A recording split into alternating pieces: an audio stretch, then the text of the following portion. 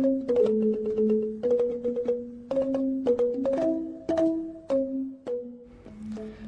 teman-teman, hari ini aku lagi quality time bareng ibu tercinta, jalan-jalan santai di salah satu tempat hijau favorit di Denpasar.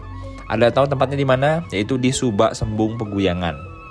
Tempat ini cocok banget buat refreshing, jalan pagi atau sekedar menikmati udara segar di tengah kota Denpasar. Subak Sembung ini adalah kawasan persawahan yang dipadukan dengan jalur pejalan kaki.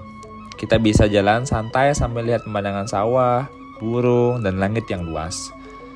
Jalan-jalannya juga enak banget, udaranya sejuk dan suasana tenang. Apalagi bareng ibu rasanya lebih hangat dan damai.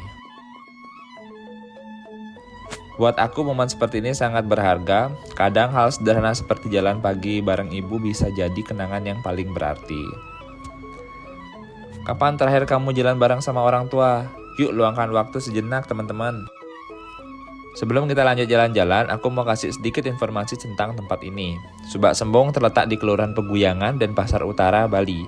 Lokasinya nggak jauh dari pusat kota Denpasar, jadi gampang banget diakses baik pakai motor ataupun mobil. Tempat ini juga dikenal sebagai salah satu jalur ekowisata sawah pertama di kota Denpasar.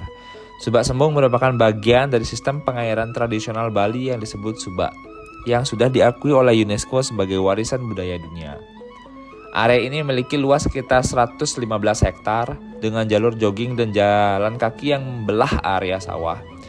Jadi sambil olahraga kita juga bisa menikmati pemandangan alam dan belajar tentang budaya pertanian di Bali. Yang menarik, masuk ke sini gratis alias tidak dipungut biaya.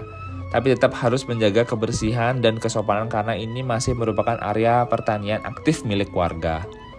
Subak Sembung juga sering digunakan untuk kegiatan edukasi, meditasi alam, hingga foto prewedding karena suasana yang asli dan khas Bali. Terima kasih buat teman-teman yang sudah klik dan tonton video ini dan jangan lupa nonton sampai habis. Aku mau ingetin aja teman-teman jangan lupa luangkan waktu buat keluarga, karena kebersamaan itu nggak selalu harus mewah, yang penting tulus.